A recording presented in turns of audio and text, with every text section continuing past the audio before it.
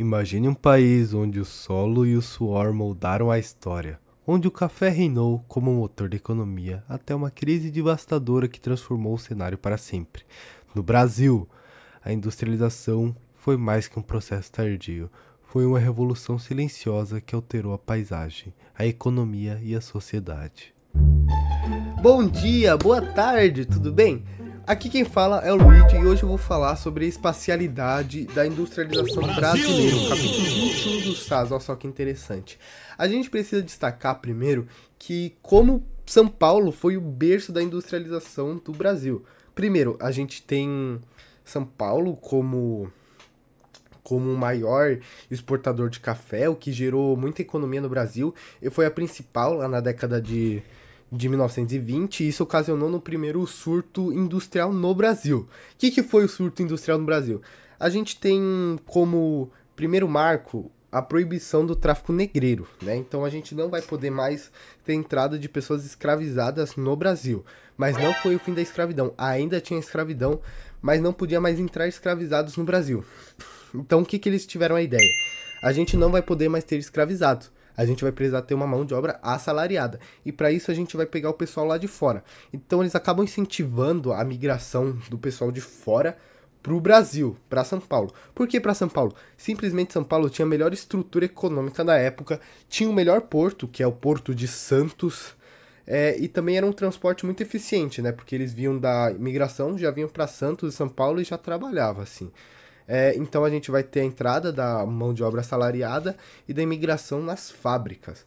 Mas isso aconteceu em 1920. Em 1929, logo em seguida, teve simplesmente a quebra da Bolsa de Valores, a crise de 29, que aconteceu em Nova York. Mas isso não só afetou os Estados Unidos ou só o Brasil, afetou simplesmente a economia global inteira, né?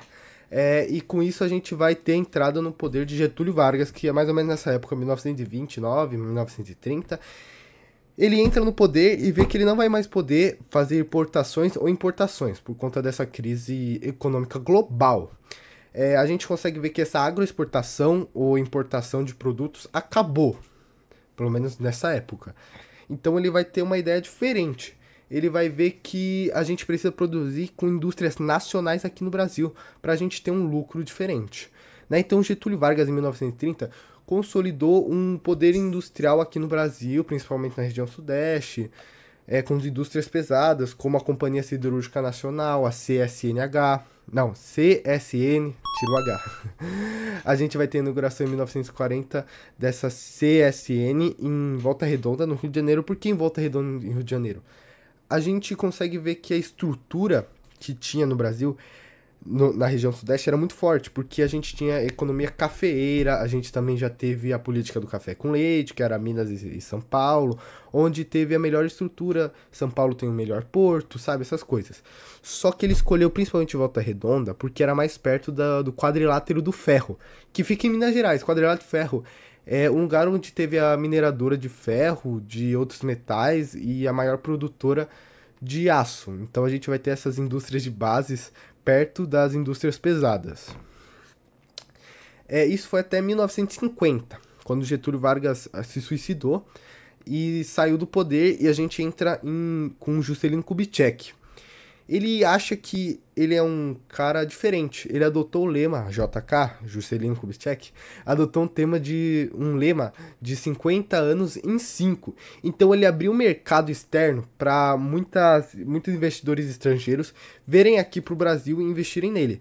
Ele não sabia que isso sufocou as empresas nacionais, então acaba tendo a falência das empresas nacionais e o fortalecimento dessas dessas multinacionais. Ele investiu muito em transporte, energia e indústrias de bases. Mas ele também investiu na rodovia automobilística, que não foi uma ideia muito genial dele, porque ele queria... Teve até uma história da Volkswagen, essas coisas. Ele achou que investindo na rodovia automobilística, essas coisas, ia dar muito certo. Só que o Brasil é muito grande, tem muitos lagos que você pode utilizar para conseguir uma economia boa. E tem uma mudança climática, porque é um clima tropical. Então a gente vai ter uma manutenção constante dessas rodovias. Isso não foi muito bom, né? A gente vai ter o fortalecimento ainda mais da região sudeste como centro industrial, porque as multinacionais vão ver o Brasil e falar: pô, a estrutura do do Sudeste é incrível.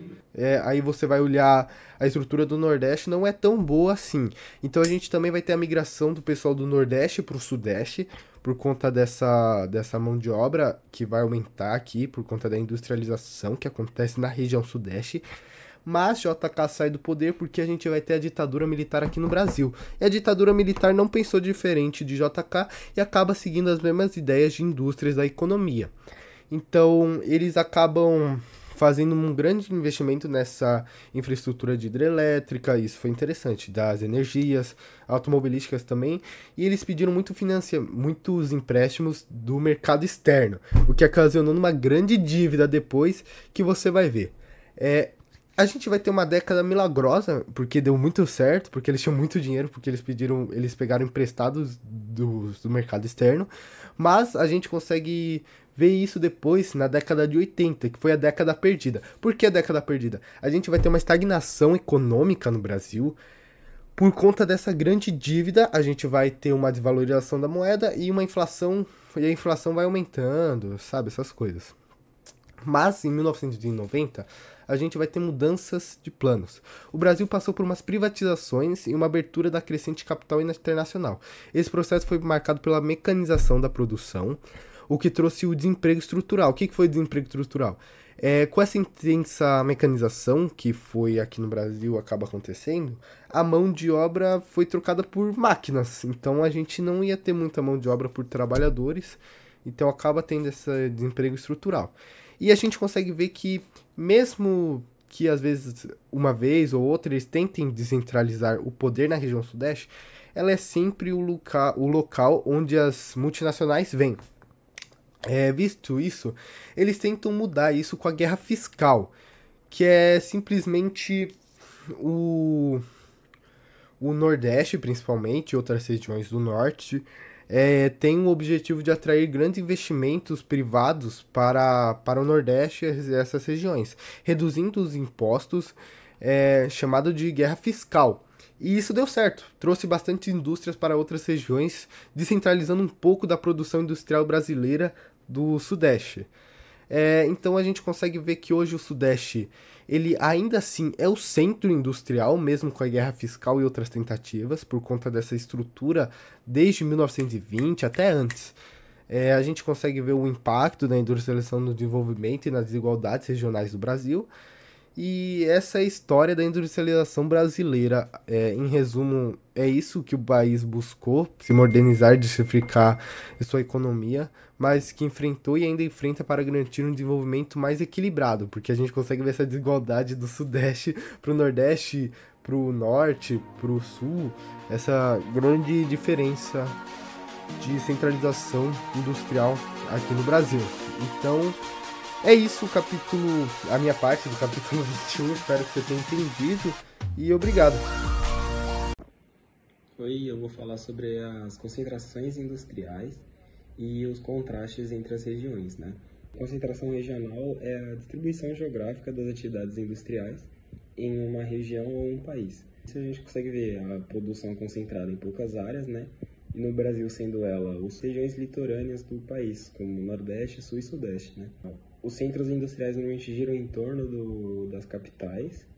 Com isso a gente consegue identificar um grande déficit de indústrias na região centro-oeste e norte, já que eles não possuem, que são as regiões que possuem indústrias mais fortes, né, onde elas se alocam por conta do transporte e exportação e importação dos produtos. Esse contraste vai ser dito nas próximas partes da apresentação, e é isso. Prazer, meu nome é Ângelo e vou falar um pouco sobre a dispersão das atividades industriais no Brasil. Basicamente, a dispersão das atividades industriais no Brasil, ela começa sendo apresentada como uma ideia das indústrias elas irem para diversas regiões do Brasil. Seria elas migrarem para outras regiões. Isso aconteceu por conta que, com o avanço tecnológico e a industrialização mais forte no Brasil, houve áreas que elas cresceram industrialmente de forma desigual de outras. Então, umas regiões eram muito industrializadas e outras eram menos. Além dessa desigualdade de industrialização, nas áreas mais industrializadas, a mão de obra era mais cara por conta dos sindicatos e também por conta que os impostos cobrados naquelas áreas mais industrializadas eram mais altos, então as empresas acabavam lucrando menos. Então a ideia do governo foi chamar essas indústrias para outras regiões, um exemplo seria a Nordeste, que teve um impacto muito grande, pois algumas regiões do Nordeste conseguiram se industrializar muito bem e crescer economicamente, que essa era a ideia deles, fazer com que todas as regiões do Brasil crescessem junto com o país. Por conta disso, houve que a ideia, um exemplo que eles davam, era que com as indústrias se movendo para, um exemplo, a região Nordeste, a mão de obra seria mais barata lá e também os impostos cobrados seriam muito menores. Então, isso era muito interessante para as empresas e lucrativo. Um exemplo seria a Zona Franca de Manaus, que foi uma zona que deu muito certo essa ideia que eles fizeram de enviar as indústrias. E basicamente foi isso que falou no meu capítulo. Espero que vocês tenham entendido. Obrigado. Aí, paizão. Oi, eu vou falar sobre a região sul. E a região sul, ela consiste de 3 parques industriais principais, assim, os 3 maiores. O primeiro fica em Porto Alegre, no Rio Grande do Sul. E ele é o mais antigo da região. A principal atividade dele era indústria têxtil e indústria alimentícia. Só que a partir de 1970 ocorreu industrialização e eles passaram a fabricar peças de máquinas agrícolas.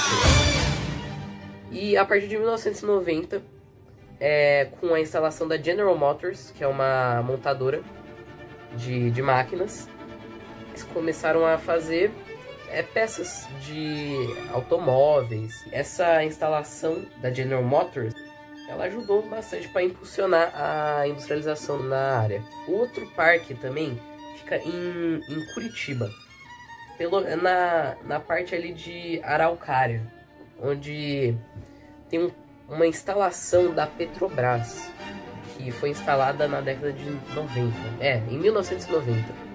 Foi instalada em 1990. Aí o envolvimento da Petrobras com essa área fez com que essa área tivesse interesse em empresas automobilísticas, como a Renault e a Audi, que foram para essa região. E essa ida dessas montadoras de carro impulsionou a industrialização na área, ao redor e também, principalmente, na área em si, de Araucária. A outro parque industrial fica em Santa Catarina. E ele é especializado em fazer eletrodomésticos, principalmente refrigeradores. Ele faz também materiais de construção, motores e autopeças para automóveis. Também eu vou falar da industrialização do sul, que ela foi geralmente impulsionada porque a região sul ela tem muito a dispor em questão de energia. Eles têm um potencial de produção de energia bem grande. Porque até antes da Itaipu, eles já tinham várias hidrelétricas, eles eram bons na produção do carvão mineral, em Criciúma. E também tem a instalação do principal ramo gasoduto. O gasoduto é transporte de gás, que é entre o Brasil e a Bolívia, fica no sul do Brasil. A Bolívia é um dos principais produtores de gás natural. Essa disponibilidade energética causou com que várias empresas viessem interesse no Rio Grande do Sul, como as que eu falei antes, a Audi, Renault, General Motors. Isso aumentou mais a industrialização nessa parte do Brasil. E é isso. Fala pessoal da sala, beleza? Hoje eu vou falar um pouquinho aqui sobre a industrialização do Nordeste, que foi uma industrialização que ocorreu depois que teve na região Sul e na região Sudeste. E aí, na região lá do Nordeste, as 3 maiores cidades da região são onde mais se concentram as indústrias. Então, Salvador, Recife e Fortaleza são onde tem as indústrias. E uma das indústrias mais importantes lá em Salvador é a indústria de polo petroquímico, que usa produtos derivados do petróleo.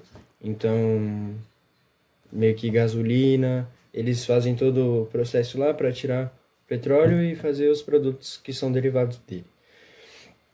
E nos últimos anos, assim, uma indústria que cresceu muito lá no Nordeste foi a indústria automobilística. E por que isso?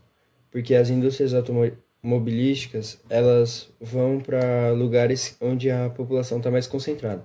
Então, aqui no Sudeste tem muita indústria automobilística, no Sul também tem. Então, elas vão variando conforme tem a população. E, atualmente, uma indústria que cresce muito é de informática. É uma área que está se desenvolvendo muito durante esses anos, porque com a tecnologia, hoje ela manda em tudo. Também em Fortaleza, uma das indústrias que cresceu muito também esses últimos anos é a indústria textil, que é a indústria que faz roupa, produz tecidos, e entre outros. E também, que tem grande destaque, é as hidrelétricas no Nordeste. Então não é só no Sul e aqui no Sudeste que tem indústrias hidrelétricas, lá no Nordeste também tem. Que as mais importantes são as de Sobradinho e Paulo Afonso. É que tem maior quantidade aí. Isso é a minha parte. Eu venho falar aqui sobre a dinâmica industrial da região Centro-Oeste e Norte. Eu vou falar também sobre as principais atividades econômicas delas e a industrialização em si delas. Primeiramente, vou começar com a Centro-Oeste. Ela é tradicionalmente voltada à produção agropecuária. E seu desenvolvimento industrial ainda é apenas pontual, ainda tão grande assim. Nas últimas décadas, cresceu a instalação de indústrias de maquinário. Claro que essas indústrias de maquinário vão fazer coisas... Poxa, pingou um Pix de R$250 agora, Fabi. Viu, né? Você compra um doce, sei. Valeu, tia. Não. Calma aí, mamãe. Tô fazendo trabalho, tô gravando aqui. Obrigado, tio. Voltando, falei do crescimento das instalações de indústrias maquinárias. Claramente é voltada a máquinas agropecuárias. Também, além disso, em menor escala, as indústrias químicas. Vou anotar aqui. Então, Fabi, vou falar as principais atividades econômicas. Como eu já disse, o agronegócio. O agronegócio resume tudo. Daí eu vou falar as maiores polos industriais: Campo Grande, Cuiabá, Goiânia, Distrito Federal. Essa é a região Centro-Oeste. Na região Norte, abriga muitas riquezas naturais, mas porém o nível de desenvolvimento econômico é baixo, é de menor expressão no cenário nacional. Eu gostei dessa frase. Mas só que antes da década de 1960 tinha nada de indústria, tinha nada, Fabi, nada. É que nem carreira do Neymar, um título. Tô falando de Copa do Mundo, não tem nada. Harry Kane, nada, Fabi. Voltando ao Sul, daí, depois da década de 1960, como eu disse, que não havia nada de indústria, o governo começou a tentar implantar indústrias depois dessa década, incentivar a industrialização na região norte. Vou falar as principais atividades. Eu disse antes, eles não tinham muito investimento na indústria, eles recentemente só. As atividades econômicas vinculadas a setores de menor tecnologia, na verdade, como produção de alimentos, têxtil, couro, borracha. Falei tudo, Fabi. Valeu, muito obrigado. Tô nessa, viu? Tem que dormir, Fabi.